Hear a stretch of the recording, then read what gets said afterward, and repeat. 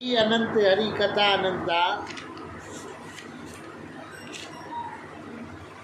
दीन दयाल से जीवन निर्वंता। श्री हरिवंश पुराण कथा विष्णु पर्व और 33वां अध्याय। जरासंध के पुनः आक्रमण से संकेत यादवों की सभा में विकद्रु का भाषण, राजा ऐर्यश्व का चरित्र तथा उनसे यदु एवं यादवों की उत्पत्ति का वर्णन। व्यासभाई जी कहते हैं कि जन्मजय महाबली भगवान श्री कृष्ण रोहिणी कुमार बलदेव जी के साथ मिलकर यादवों से भरी हुई उस मथुरापुरी में सुखपूर्वक रहने लगे। उनके श्री अंगों में यौवनावस्था का प्रवेश हुआ था। वे भगवान राजोचित शोभा से संपन्न हो वन प्राप्त से विभूषित मथुरा में प्रसन्नतापूर्वक विचरते थे। कुछ काल के अंतर राजगृह के स्वामी प्रतापी राजा जरासंध ने कंस के मारे जाने की घटना को फिर से स्मरण किया और उसकी दोनों कन्याओं ने पुनः उसे युद्ध के लिए उत्साहित किया। यादवों ने जरासंध को क्रमशः 17 बार युद्ध का अवसर दिया, परंतु वे महारथी यादव समर भूमि में उसे मार न सके। तदंतर श्रीमान मगधराज ने चतुरंगनी सेना को साथ लेकर फिर 18वीं बार यादवों के साथ युद्ध करने का आयोजन किया। राजगृह का स्वामी बलवान राजा श्रीमान जरासंध इंद्र के समान पराक्रमिता और उसने पहले की पराजय से लज्जा का अनुभव करने के कारण पुनः युद्ध की तैयारी की। विदर्थ का बलवान पुत्र महान साधन से संपन्न हो श्री कृष्ण का वध करना चाहता हुआ फिर मथुरापुरी की ओर लौटा।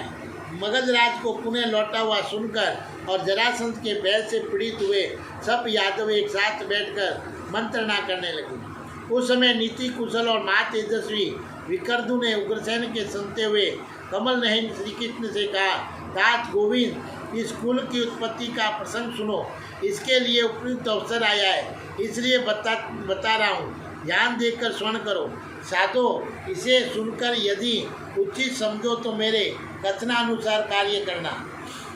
यादव वंश की इस उत्पत्ति का सारा प्रसंग आत्मज्ञानी व्यास जी ने पूर्व काल में मुझे जैसा बताया था वैसा ही सुना रहा हूँ। विवस्वतम मनु के वंश में इक्ष्वाकु के पुत्र ऐर्यश्व नाम से विख्यात एक श्री संपन्न राजा हो गए हैं, और जो महेंद्र के तुल्य पराक्रमी थे। मधु नामक दैत्य की पुत्री मधुमती देवी उनकी प्राण प्यारी भार्या थी।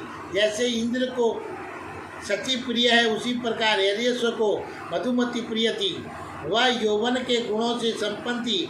इस पृथ्वी पर उसके रूप सौंदर्य की कहीं तुलना नहीं थी, और वह राजा ऐर्यश्व के मनोरथ को सिद्ध करने वाली होने के कारण उन्हें प्राणों से भी अधिक माननीय थी। दानवराज मधु के कुल में उत्पन्न हुए वह सुंदर कटि प्रदेश वाली काम रूपिणी देवी रोहिणी के समान एक पत्नी व्रत का पालन करने वाली तथा आकाश में विचरने वाली थी।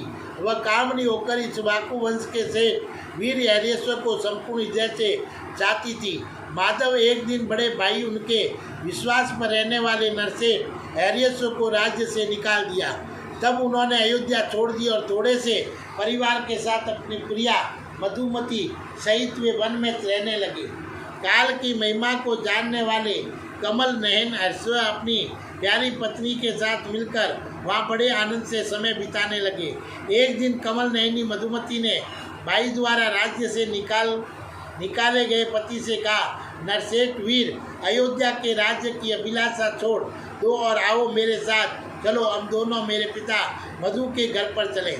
शुरू में मधुवन वन नामक वन ही मेरे पिता का निवास स्थान है, और वहाँ के वृक्ष इच्छानुसार फूल और फल देने वाले हैं। वहाँ हम दोनों साथ रहकर स्वर्गवासियों के समान मौज करेंगे। तो पृथ्वीराज, मेरे पिता और माता दोनों ही तुम बहुत प्रिय हो। मेरा प्रिय करने के लिए मेरा भाई लवणासुर ही तुम्हें अत्यंत प्रिय मानेगा। तो नरसेठ वहाँ जाकर हम दोनों साथ साथ रहकर राज्य पर बैठे हुए दंपतियों की भांति इच्छानुरूपम वस्तुओं का उपभोग करते हुए रमण करेंगे।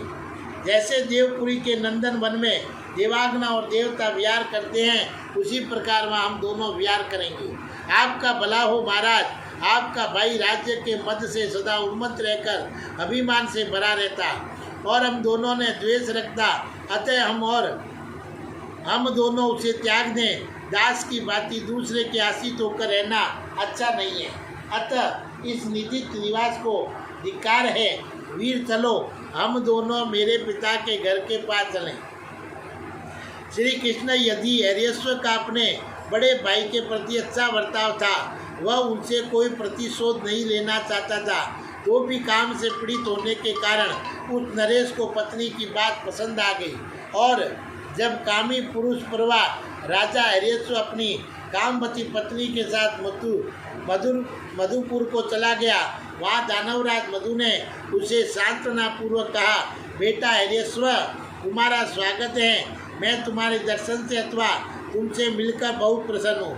राजेंद्र, ये जो मेरा सारा राज्य है, उसे मैं केवल मधुवन को छोड़कर तुम्हें सौंप रहा हूँ। तुम यहाँ निवास करो इस वन में। यह मेरा तुम पुत्र लवण भी तुम्हारा सहायक होगा तथा शत्रुओं का निग्रह करने में ये तुम्हारे लिए कर्णधार का काम देगा।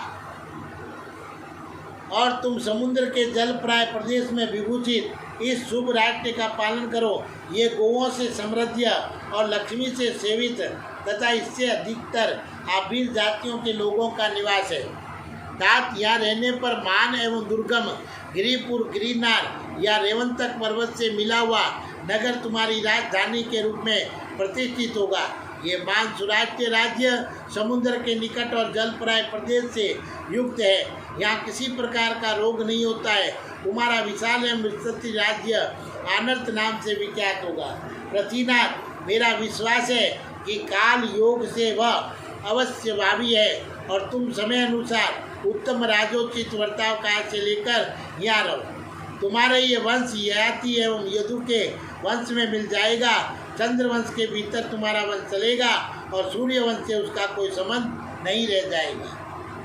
तात, यही मेरा विभव है। मैं तुम्हें ये उत्तम राज्य देकर तपस्या के लिए लवण समुद्र को चला जाऊंगा। तात, तुम लवण के साथ रहकर अपने वंश की वृद्धि के लिए इस समस्त उत्तम राज्य का पालन करो। तब बहुत अच्छा कहकर हरिश्वर ने उस बुर को ग्रहण किया और फिर वह दैत्य तपस्या के लिए समुद्र को चला गया। अमरों के समान माँ तेजस्वी हरिश्वर ने दिव्य एवं श्रेष्ठ गिरिवर रेवंतक के समीप अपने रहने के लिए एक नगर बसाया। आनर्त नाम से प्रसिद्ध व गोधन संपन्न राज्य सुराज्य कहलाया और थोड़े ही समय में समृद्धिशाली हो गया।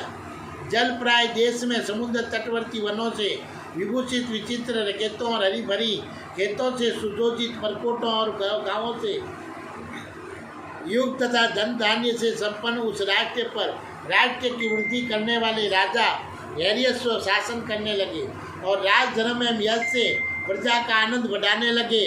महामना हरिश्वर के उत्तम आचार व्यवहार के कारण वह अक्षोभ्य राज्य उत्तम राज्य के गुणों से संपन्न और निरंतर उन्नति करने लगा। राज्य परिस्थित होकर राजोचित वर्ताव से सुशोभित होने वाले उन राजा हरिश्वर ने सदाचार और उत्तम नीति से अपने कुल के लिए उचित लक्ष्मी प्राप्त कर ली। पुत्र की इच्छा रखने वाले उन्हीं सदाचारी एवं बुद्धिमान हरिश्वर के मधुमती के गर्भ से माँ यशस्वी यदु का जन्म हुआ और माँ तेजस्वी यदु का स्वर दुंदुभिया निनाद के समान गंभीर था। वे राजोचित लक्ष्यों के राजा संपन्न होकर और दिनों दिन बढ़ने लगे। शत्रुओं के लिए वे सर्वथा दुर्जय थे। हरिश्वर का पुत्र यदु नाम से ही विख्यात हुआ। यदु राजोचित लक्षणों से सम्मानित थे और ठीक उसी तरह जैसे उनके पूर्वज राजा माँ यशस्वी पुरु सम्मानित होते थे। महामना हरिश्वर के एक पुत्र यदु वे परम सुंदर, बलवान और पृथ्वी का भरण पोषण करने वाले समर्थ थे और राजा हरिश्वर 10,000 वर्षों तक अक्षय राज्य का उपभोग करके स्वर्गलोक में चले गए।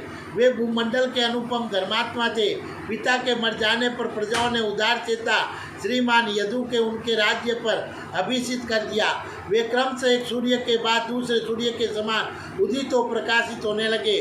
वे इंद्र तुल्य तेजस्वी यदु, जिनके कारण हम लोग यादव कहलाते हैं, जब इस पृथ्वी का शासन करने लगे तब यहाँ का सारा भय शांत हो गया और चोर लुटेरे आदि लुप्त हो गए। एक समय की बात है, राजा यदु अपनी उदार गुण वाली पत्नियों के साथ तारों सहित चंद्रमा के समान महान सागर में जल क्रीड़ा कर रहे थे।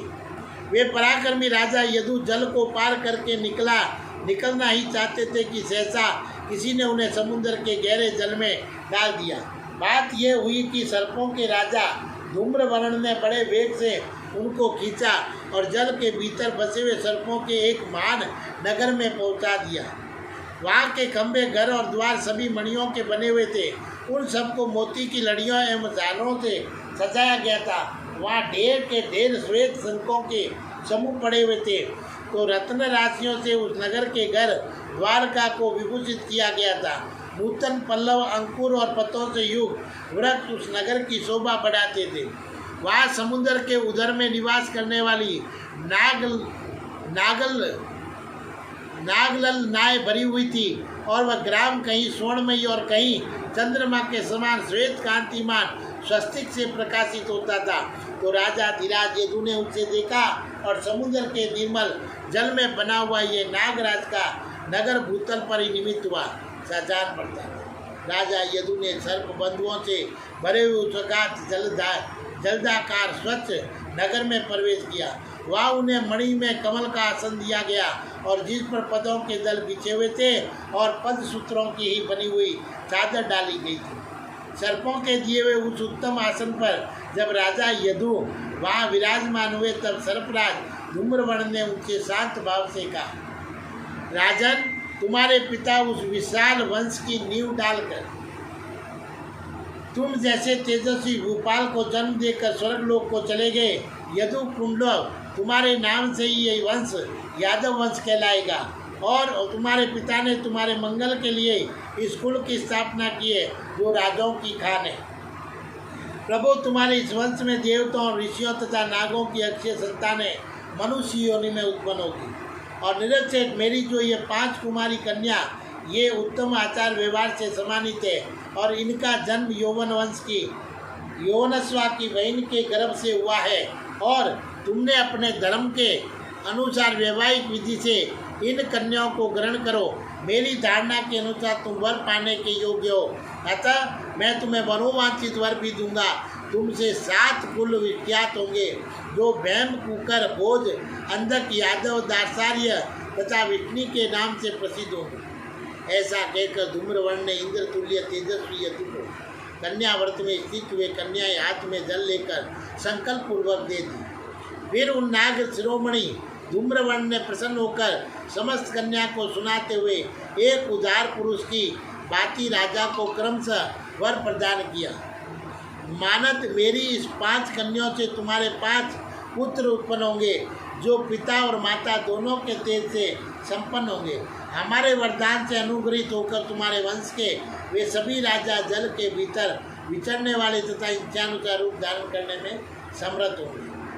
वे शेष यदु उस समय वर और उन कन्याओं को पाकर चंद्रमा के समान वेगपूर्वक जल से ऊपर उठे। 5 कन्याओं के बीच में स्थित हुआ राजा यदु वहाँ 5 तारों वाले नक्षत्रों से संयुक्त चंद्रमा के समान दिखाई देते थे।